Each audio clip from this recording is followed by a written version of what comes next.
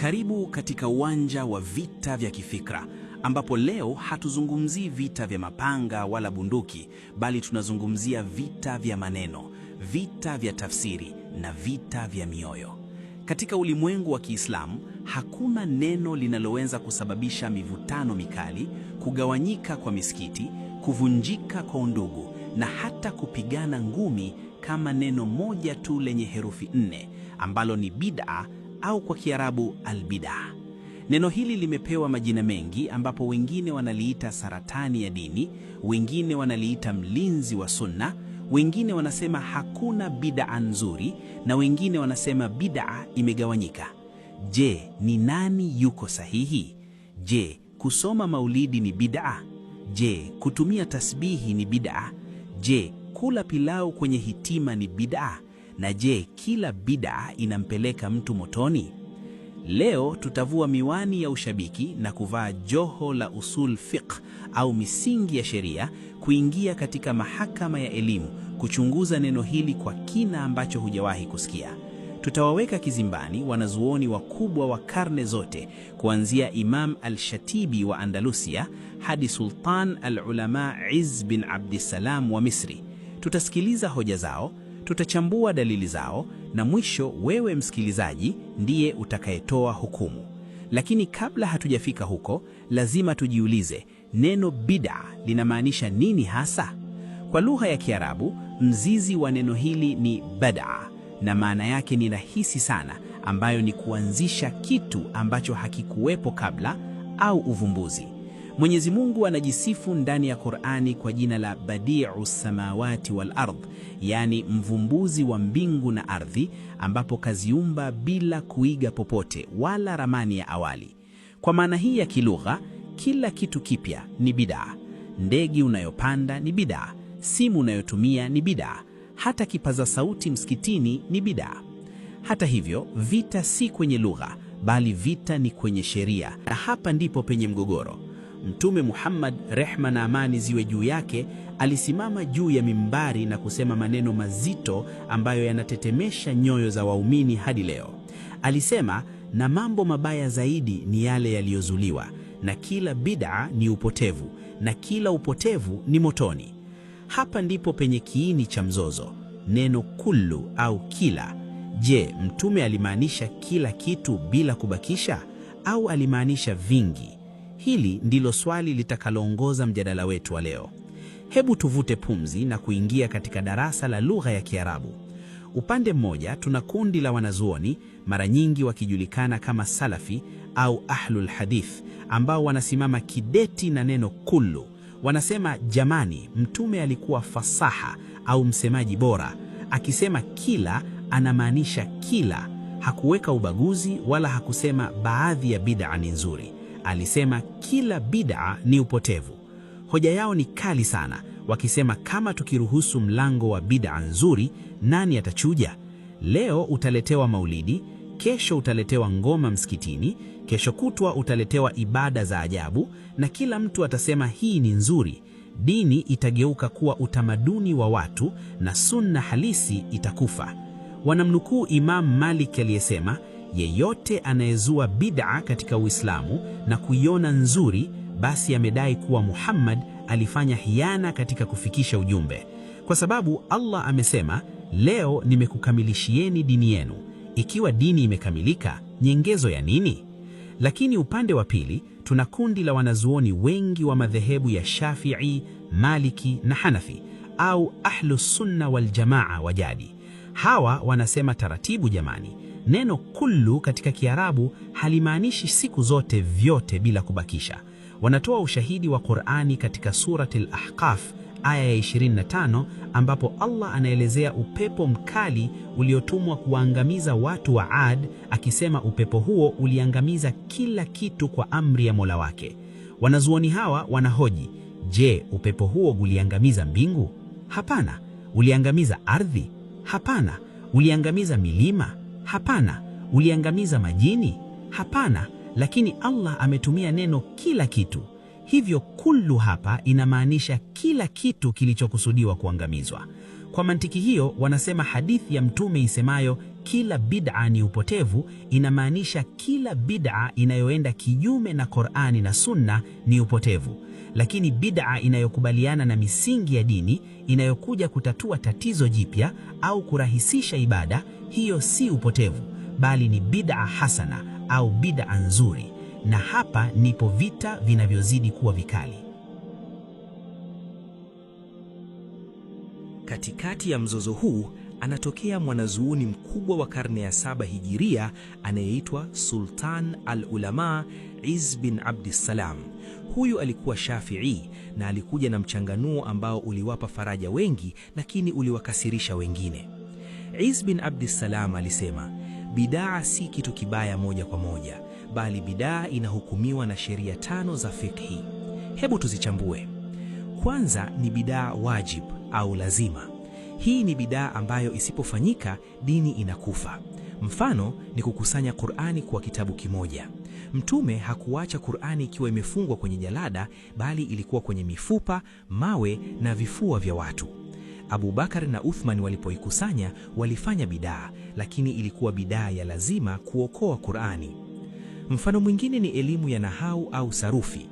Mtume hakufundisha fataha, kasra wala dhuma, lakini Waarabu walipoanza kuchanganyika na wasio Waarabu, lugha iliharibika, hivyo ilibidi kuzua elimu ya nahau ili kulinda maana ya Qur'ani. Hii ni bidaa wajib. Pili ni bidaa mandub au inapendekezwa na nzuri. Hili ni jambo jipya la kheri. Mfano ni kujenga madrasa, kutumia vipaza sauti, taa msikitini na mazulia. Mtume aliswali kwenye michanga. Je, kuswali kwenye zulia ni bidaa mbaya? Hapana, ni kheri inayorahisisha ibada. Hapa ndipo Izz bin Abdissalam anaweka pia maulidi na dua za pamoja. Tatu ni bidaa mubah au ruhusa. Haya ni mambo ya starehe kama kula kwa vijiko, kuvaa saa au kupanda ndege kwenda hija. Haya ni mambo ya kidunia yasiyo na hukumu ya dhambi wala thawabu. 4 ni bidaa makruh au inachukiza. Mfano ni kupamba misikiti kwa dhahabu na nakshi nyingi zinazopoteza umakini wa wenye kuswali, kwani Mtume alipenda unyenyekevu. 5 ni bidaa haramu au haramu. Hii ndiyo ile dalala au upotevu. Mfano ni kuzua aina mpya ya swala kama kuswali rakaa 6 maghrib, au kujitesa kwa ajili ya Allah bila dalili, au kuongeza maneno kwenye adhana ambayo hayapo. Mchanganuo huu unaonekana mzuri na wenye mantiki, sivyo? Lakini subiri, upande wa pili una majibu makali sana dhidi ya huu mgawanyo.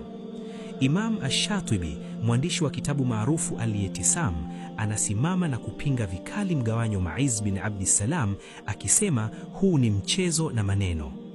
Hoja ya Ash-Shatibi ni hii kwamba mnachanganya mambo. Tunaposema bidaa hatuzungumzii ndege, magari wala vipaza sauti, kwani hizo ni wasila au nyenzo na masalih mursala au maslahi ya umma, na hizo si ibada. Anasema bidaa ni katika dini tu, ni kujaribu kujikurubisha kwa Allah kwa njia ambayo Allah hakuiweka. Kwa mfano, kutumia kipaza sauti si ibada yenyewe, bali ni nyenzo ya kufikisha sauti ya adhana. Lakini kusema nitamtaja Allah kwa kurukaruka na kupiga dufu msikitini, hapo umeingiza namna mpya ya ibada, na hiyo ni bidaa. Ash-Shatibi anatoa kanuni kwamba asili ya ibada ni marufuku au taukifia mpaka ije dalili, yaani huwezi kubuni ibada mpya. Lakini asili ya mambo ya dunia ni ruhusa mpaka ije dalili ya kukataza. Hivyo huwezi kusema ndege ni bidaa kwa sababu ndege ni jambo la dunia, lakini unaweza kusema maulidi ni bidaa kwa sababu maulidi yanafanywa kama njia ya kupata thawabu na kumpenda Mtume, ambayo ni ibada. Pia wanajibu hoja ya Umar bin Khattab kuhusu tarawih. Umar aliposema hii ni bidaa nzuri iliyoje, alimaanisha bidaa ya kilugha au kitu kipya kwa wakati ule, na si bidaa ya kisheria. Kwa nini? Kwa sababu Mtume alishawahi kuswalisha tarawih kwa jamaa siku 3 kisha akaacha kwa hofu isije ikafaradhishwa. Umar alichofanya ni kurudisha suna iliyokuwepo na hakuzua ibada mpya. Hivyo huwezi kutumia kauli ya Umar kuhalalisha maulidi au dua ya pamoja.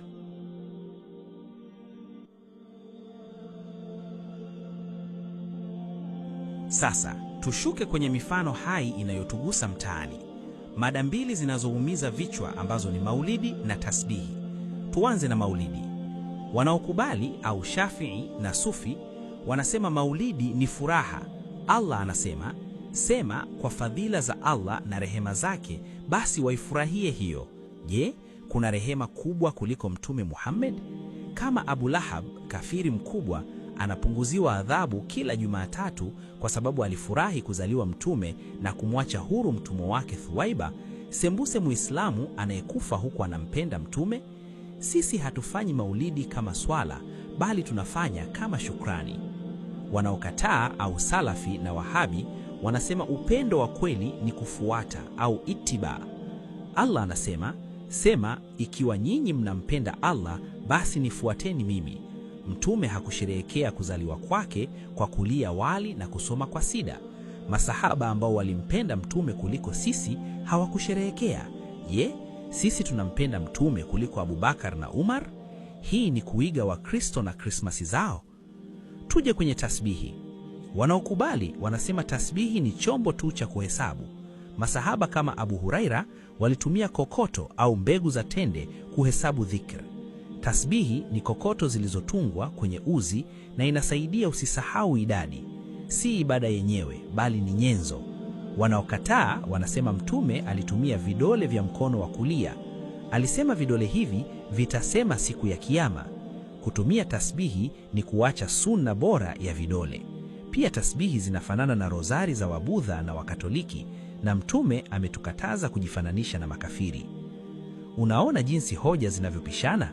Kila upande una dalili na kila upande una wanazuoni. Tunapoelekea mwisho, lazima tutatue kitendawili kimoja kikubwa cha usul fiqh kinachoitwa at-tark au kuacha. Swali la msingi ni, je, mtume kuacha kufanya jambo inamaanisha jambo hilo ni haramu? Kundi la kwanza linasema ndiyo. Katika ibada, kama mtume hakuifanya na alikuwa na uwezo wa kuifanya na hakuna kizuizi, basi ni bid'a sisi kuifanya. Mfano ni adhana ya sikukuu ya Eid. Mtume angeweza kuweka adhana Eid, lakini aliacha, hivyo sisi tukiweka adhana Eid ni bid'a mbaya. Wanasema maulidi yalikuwepo na mtume angeweza kusherehekea, lakini aliacha, hivyo kuifanya ni bid'a. Kundi la pili linasema hapana, kuacha au tark pekee si dalili ya uharamu. Lazima kuwe na dalili au andiko linalokataza. Mfano, mtume hakuwahi kula nyama ya tausi au kanga. Je, ni haramu? Hapana. Mfano mwingine, mtume hakuwahi kukusanya Qur'ani kitabu kimoja. Je, ni haramu? Hapana. Wanasema mtume kuacha kunaweza kuwa kwa sababu hakupenda, au alihofia isije kuwa faradhi, au hakuona umuhimu kwa wakati ule. Hivyo, kama jambo linaingia chini ya dalili za jumla ya kheri, linafaa kufanywa hata kama mtume hakuifanya mahsusi. Ndugu msikilizaji, baada ya safari hii ndefu tunajifunza nini? Tunajifunza kuwa suala la bid'a si lelemama, ni suala la ijtihad au jitihada za kielimu. Wanazuoni wamekubaliana kuwa bid'a inayobadilisha misingi ya dini kama kuongeza rakaa ya swala au kupunguza nguzo za Uislamu ni haramu na ni upotevu kwa makubaliano yote. Lakini katika mambo haya mengine kama maulidi, tasbihi na dua za pamoja, wanazuoni wametofautiana kwa karne nyingi. Hekima inatutuma hivi kwamba tusigombane kwa mambo ya sunna na mustahabu wakati tunavunja faradhi ya umoja.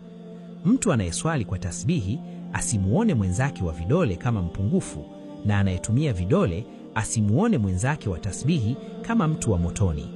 Imam Shafii alisema, kauli yangu ni sahihi yenye uwezekano wa kukosea, na kauli ya mpinzani wangu ni makosa yenye uwezekano wa kuwa sahihi.